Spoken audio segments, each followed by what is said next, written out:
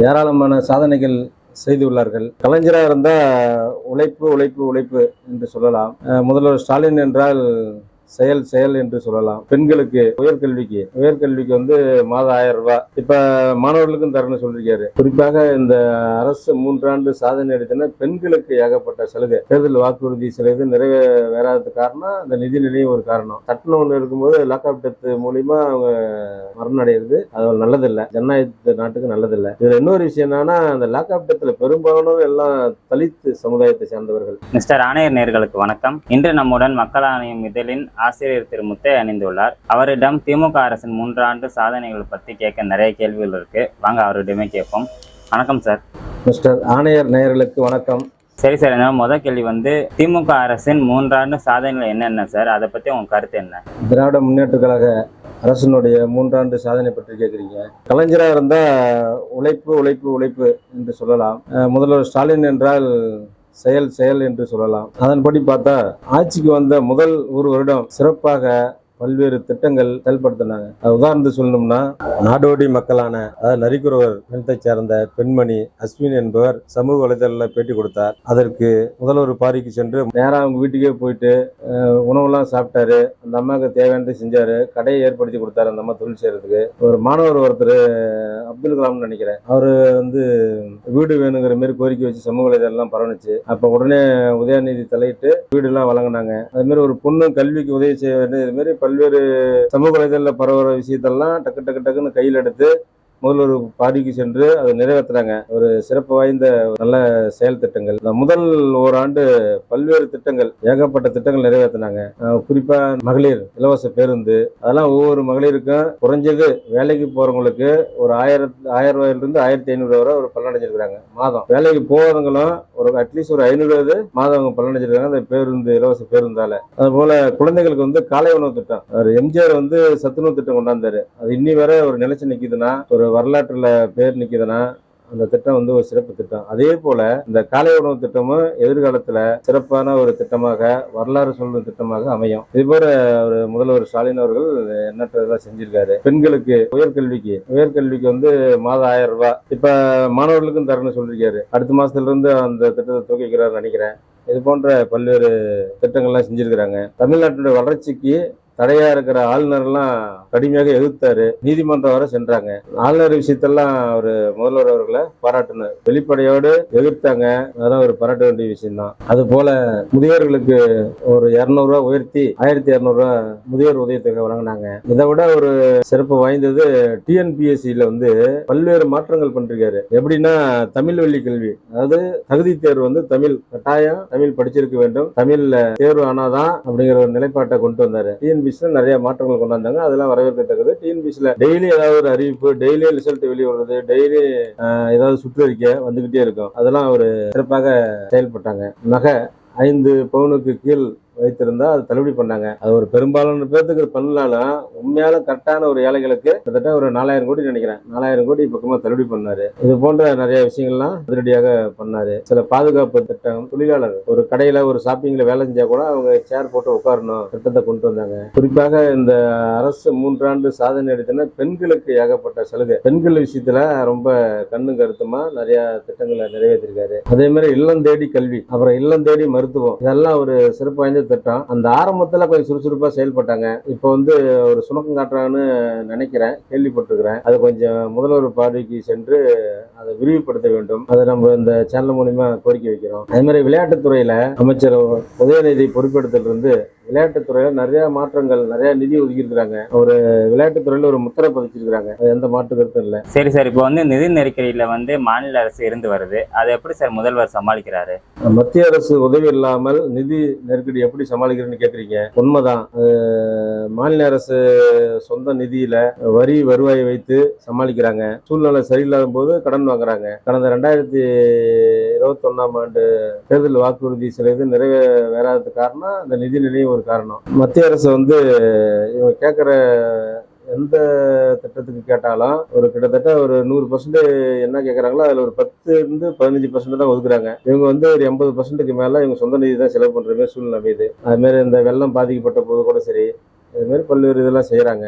அமைச்சர்கள் நல்லா ஒரு சுறுசுறுப்பா பணியாற்றுறாங்க. சீனியர் அமைச்சர் எல்லாமே குறை சொல்ல முடியாது. அவங்க எல்லாமே ஃபீல்ட் ஒர்க் நல்லா பண்றாங்க. அரசு நலத்திட்டங்கள் அங்கங்கேயே சென்றடைதா என்று கண்காணிக்கிறாங்க. அது மாதிரி முதல்வர் தனிப்பிரிவுக்கு போற புகார் எல்லாம் எனக்கு தெரிஞ்சு கிட்டத்தட்ட ஒரு 70% புகார் டக்குன்னு அதுக்கு ஒரு தீர்வு கிடைக்குது. சில புகார் நிறைய பிரச்சனைகள் உள்ள புகார் ஆகிறது மட்டும்தான் கிடப்பில் இருக்கு. பெரும்பாலான புகார்லாம் உடனுக்குடனே தீர்வு கிடைச்சிருது. அதெல்லாம் வரவேற்கத்தக்கதுதான். சரி சார், அனைத்து துறையும் சிறப்பாக செயல்பட்டு வந்தாலும் உங்களுக்கு எந்த துறை ரொம்ப சிறப்பா செயல்படுன்னு நினைக்கிறீங்க? கிட்டத்தட்ட 27-30 இலாக்காவுக்கு மேல இருந்தாலும் கூட அதுல எந்த இலாக்கா சிறப்பாக செயல்படுது என்று கேக்குறீங்க. என்னுடைய பார்வைக்கு வர்றது விளையாட்டுத்துறை ஏகப்பட்ட மாற்றங்கள் செஞ்சிருக்கிறாங்க. அதுபோல நிர்வாகத்துறையிலும் நிறைய மாற்றங்கள். ரெவன்யூலையும் நீண்ட காலமா பட்டா வழங்க முடியாத இருந்ததெல்லாம் பட்டா வழங்குறதுக்கு ஏற்பாடு செஞ்சிருக்கிறாங்க. நீர்நிலை இடைத்தவறா இருக்கிறதெல்லாம் சரி பண்ணிக்கிறாங்க. ஆக்கிரமிப்பெல்லாம் நீதிமன்ற உத்தரவின்படியும் இவங்களும் சில புகாரின்படியும் ஆக்கிரமிப்பு ஏகப்பட்டது அகற்றிருக்கிறாங்க. இந்த அறநிலைத்துறையில சொத்து எங்கெங்க எவ்வளவு சொத்து இருக்கு, எந்த சொத்துலாம் நீண்ட காலமா யாரு தனியார் ஆக்கிரமிச்சிருக்கிறாங்க, அரசியல் அப்பாற்பட்டு அந்த ஆக்கிரமிப்பெல்லாம் அகற்றி அதுல யாரு வாடகைக்கு இருக்கிறாங்களோ அந்த வாடகையை உயர்த்தி அந்த ஒப்பந்தத்தை மாற்றி அமைத்து சில சீர்திருத்தங்களும் பண்ணியிருக்காரு. இதெல்லாம் வரவேற்கத்தக்கது. பெரும்பாலான இடத்துல சில பிரச்சனைகள் ஏற்படுது. அந்த பிரச்சனை எல்லாம் சமாளிச்சு இந்த அறநிலைத்துறைக்கு எந்த வகையிலும் பாதிப்பு வராத மாதிரி இந்த அறநிலையத்துடைய இடம் யாருக்கும் சென்று விடக்கூடாது என்பதற்காக அவர் அமைச்சர் சேகர்பாபு சிறப்பா நடவடிக்கை எடுத்துட்டு வர்றாரு. அதெல்லாம் ஒரு பாராட்டத்தக்க வேண்டிய விஷயம் தான். சரி சார், இவ்வளவு நேரம் நம்ம சாதனைகளை பார்த்தோம். சாதனைன்னு ஒண்ணு இருந்தா சோதனைன்னு கண்டிப்பா ஒண்ணு இருக்கும். அதனால சோதனைகளை பத்தி கொஞ்சம் சொல்லுங்க சார் எங்களுக்கு. அடுத்து இந்த அரசுடைய சோதனை ஏதாவது இருக்கான்னு கேக்குறீங்க. எந்த அரசுமே சாதனைகள் இருந்தால் அதில் சோதனை இருக்கும். சோதனை இல்லாமல் சாதனை படைக்க முடியாது. அதனால இந்த அரசு மீது ஏகப்பட்ட சோதனைகள் இருக்குதான் செய்யுது. ஏன் மத்திய அரசு சமாளிக்கிறதே மிகப்பெரிய சோதனை தானே. அந்த வகையில் பாத்தீங்கன்னா 2021 சில தேர்தல் வாக்குறுதி கொடுத்தாங்க இல்லையா, சில நிறைவேற்ற முடியாதது மத்திய அரசு ஒரு காரணம், நிதி நிலையம் ஒரு காரணம். இருப்பினும் மக்கள் மத்தியில இதுக்காக தான் நாங்க ஓட்டு போட்டோம் அப்படின்னு சொல்லி எதிர்கட்சிகளும் தெரிவிக்கிறாங்க, பொதுமக்களும் சில இடத்துல தெரிவிக்கிறாங்க. குறிப்பா நீட்டு விவகாரத்துல உடனே கையெழுத்து போட்டு ரத்து பண்ணணும்னு சொன்னாங்க. அடுத்து கையெழுத்து இயக்கம் ஏற்படுத்தினாங்க. 1 கோடிக்கு மேல கையெழுத்து வாங்கினாங்க. பல்வேறு இவங்க நடைமுறையில அதை எப்படிலாம் அமுல்படுத்தலாம் என்று ஒரு ரிஸ்க் எடுத்துக்கிட்டு தான் இருக்காங்க. மாநில அரசு அதனுடைய அக்கறையோடு அது செஞ்சுக்கிட்டு தான் இருக்கிறாங்க. பட் மத்திய அரசு எனக்கு இருந்தா மட்டும்தான் அந்த திட்டத்தை நீட்டா ரத்து செய்ய முடியும். அது மாதிரி கல்வி கடன் ரத்து பண்ணுன்னு சொன்னாங்க. கல்வி கடன் ரத்து பண்ண முடியாது. ஏன்னா அது நேஷனலிஸ்ட் பேங்க், அது எல்லாமே தேசியமயமாக்கப்பட்ட வங்கி. அல்லது எவ்வளவு கடன் லிஸ்ட் எடுத்து இவங்க முன்கூட்டியே ஒரு சப்சிடி அல்லது நிதியை ஒதுக்கி அது பண்ணாதான் அது பண்ண முடியும். அது மிகப்பெரிய ஒரு சவாலான வேலை. அதே மாதிரி சொத்து வரி, வீட்டு வரி, பத்திர பதிவு கட்டணம், மின்சார கட்டணம் இது போன்ற கொஞ்சம் உயர்த்திட்டாங்க. அதுல கொஞ்சம் மக்கள் அதிருப்தியில் இருக்கிறாங்க. அது வேற வழியே இல்லை. அரசுக்கு உயர்த்தினா மட்டும்தான் இதெல்லாம் சரி செய்ய முடியும். சில நேரங்கள்ல அரசு ஊழியர்களுக்கு சம்பளம் போறதே ரொம்ப சிரமமா இருக்கு. அதெல்லாம் சரி பண்ணணும், இதெல்லாம் உயர்த்தி ஆகணும். இதனால கடந்த அதிமுக ஆட்சியில அவங்க உயர்த்தும் போது இவங்க கண்டனம் தெரிவிச்சு பல்வேறு ஆர்ப்பாட்டம் போராட்டம் நடத்தினாங்க. இப்ப இவங்க ஆட்சிக்கு செய்யும் போது தான் அந்த வேதனை வழி தெரியுது, அந்த கஷ்டம் என்னன்னு தெரியுது. இது ஒரு பக்கம் இருக்கட்டும், இதெல்லாம் ஒரு சோதனை தான். இதுல மிகப்பெரிய சோதனை இன்னொன்னு பார்த்தா இந்த போதைப் பொருள் கடத்தல் பிரச்சனை வட மாநிலத்தில் இருந்து தான் வருது. பட் எங்க ஸ்டார்ட் ஆகுதுன்னு இவங்க கரெக்டா தெளிவா கண்டுபிடிச்சு அதை முற்றிலும் ஒழிக்கிறதுக்கு முயற்சி எடுக்கணும். 2.0 இருந்து 4.0 வர பல்வேறு திட்டங்கள் அமல்படுத்திட்டாங்க. எவ்வளோ அவங்க கஞ்சா போதைப் பொருட்களை பிடிச்சாலும் அடுத்தடுத்து விற்பனை அதிகரிச்சுக்கிட்டே தான் வருது. எப்படி இருந்தாலும் காவல்துறைக்கு தெரியாம நடக்காது. காவல்துறை அதுல தனி கவனம் செலுத்தணும், முழு அக்கறையோட வேலை செய்யணும். அது முதல்வர் கட்டுப்பாட்டுல காவல்துறை இருக்கிறதுனால அவர் பல்வேறு முறை அறிவுரைப்படுத்தினாரு. இருந்தாலும் இன்னும் தனி கவனம் செலுத்தி அந்த போதைப் பொருளை கொஞ்சம் முற்றிலும் தடை பண்றதுக்கும் விற்பனையை நிறுத்துவதற்கும் போதையில அடிமையானவங்களுக்கு ஒரு கவுன்சிலிங் கொடுப்பதற்கும் இதை கொஞ்சம் அதிகமா கவனம் செலுத்தினா நல்லா இருக்கும். இது இந்த அரசுக்கு கொஞ்சம் சோதனை தான். அரசு ஊழியர் மிக பெரிய எதிர்பார்ப்போடு இருந்தது பழைய பென்ஷன் திட்டம். அந்த பழைய பென்ஷன் திட்டம் அது இல்லாத சம வேலை சம ஊதியம், இது மாதிரி சில துறை சார்ந்த ஒவ்வொரு துறையிலும் சில நீண்ட கால கோரிக்கைகள் இவங்க வந்தா நிறைவேற்றுவாங்க அப்படின்னு நம்பிக்கையில ஒட்டுமொத்த அரசு ஊழியர்களும் காத்திருந்தாங்க. அது கொஞ்சம் நிதி நிலை சுமை, இதனால இவங்க சிலர் நிறைவேற்றிருக்கிறாங்க, பெரும்பாலும் நிறைவேற்ற முடியல. அது ஒரு சோதனை தான் இந்த அரசுக்கு. மின் வாரியத்துல மாதம் ஒரு முறை மின் கணக்கிட்டு பணம் கட்டுவதற்கு வழிவகை செய்யப்படும் சொன்னாங்க. அது 3 ஆண்டு நிறைவேற்றி இன்னும் அது அமலுக்கு வரல. இப்ப அமல்படுத்துவதாக அறிக்கைலாம் ஒண்ணு பார்த்துக்கிட்டு இருக்கிறேன். அது வந்தால் நல்லதுதான். அதுவும் இந்த அரசுக்கு ஒரு சோதனை தான். பல்வேறு துறையில ஒப்பந்த அடிப்படையில ஒப்பந்த தொழிலாளராக வேலை செய்யறாங்க. அந்த ஒப்பந்த தொழிலாளரை நான் ஆட்சிக்கு வந்தால் அனைவரையும் நிரந்தரப்படுத்துவேன், பரம்டாக்குவேன் என்று சொன்னார். அது கொஞ்சம் துறைவாரியா கணக்கெடுத்து அதை விரைவில் செய்யணும். ஏன்னா அந்த ஒப்பந்த தொழிலாளர் வந்து ஒரு கடநிலை ஊழியர், ஏதோ குறைஞ்ச ஊதியத்துல குடும்பத்தை நடத்திட்டு இருக்காரு. அதனால அவங்களுடைய கோரிக்கை அரசு உடனே கொஞ்சம் கவனம் செலுத்தி அதை நிறைவேற்றணும், நல்லா இருக்கும். தனியார் துறையில வந்து இடஒதுக்கீடு அமல்படுத்தப்படும் சொல்லி அறிவிச்சிருந்தாரு. திட்ட வகுத்து குழு போட்டிருக்குன்னு சொன்னாங்க. அதோட சரி, என்னாச்சுன்னு தெரியல. அது கொஞ்சம் நிறைவேற்றணும். அது போன்ற விவசாயிகளுக்கு கரும்புக்கு டன்னு 4000, நெல் கூண்டலுக்கு 2500 வழங்கப்படும் அறிவிச்சாங்க. இதெல்லாம் கொஞ்சம் செய்யணும்.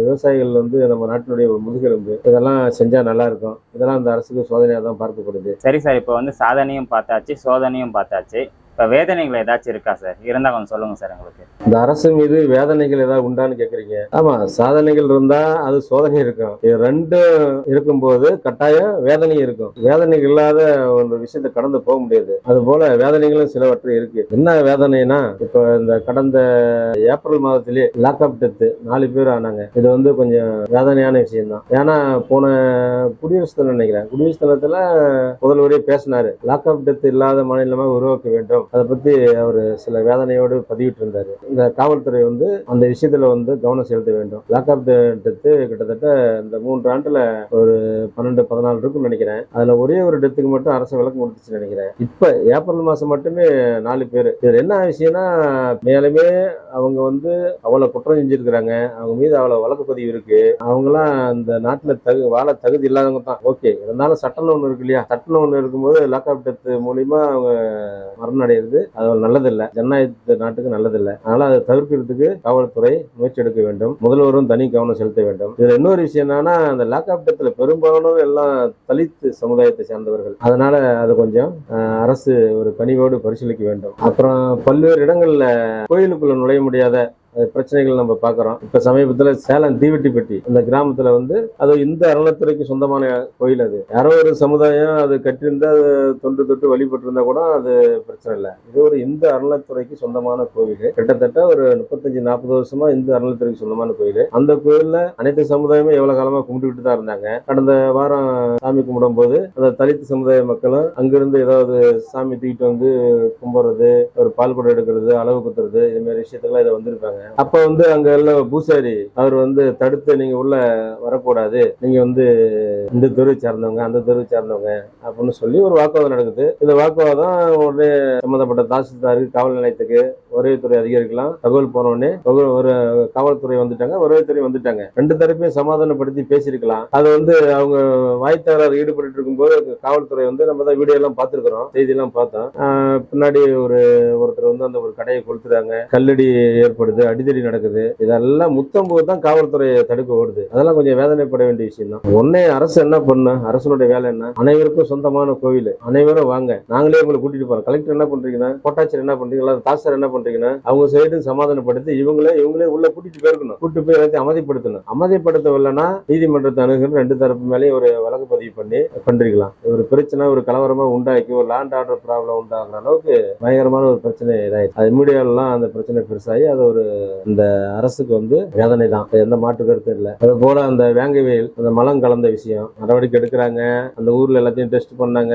இதெல்லாம் ஒரு பக்கம் இருந்தாலும் யாருதான் குற்றவாளின்னு கண்டுபிடிக்க முடியல. அது ஒரு வேதனையான ஒரு தகவல் தான். இது போன்ற ஒரு சில வேதனையான தகவல் இருக்கு. அது இந்த வேதனையான விஷயங்கள் எல்லாம் சோதனையா மாறணும். இந்த சோதனையான விஷயம் எல்லாம் சாதனையா மாறணும். இன்னும் 2 ஆண்டு காலம் இந்த அரசு இருக்கு.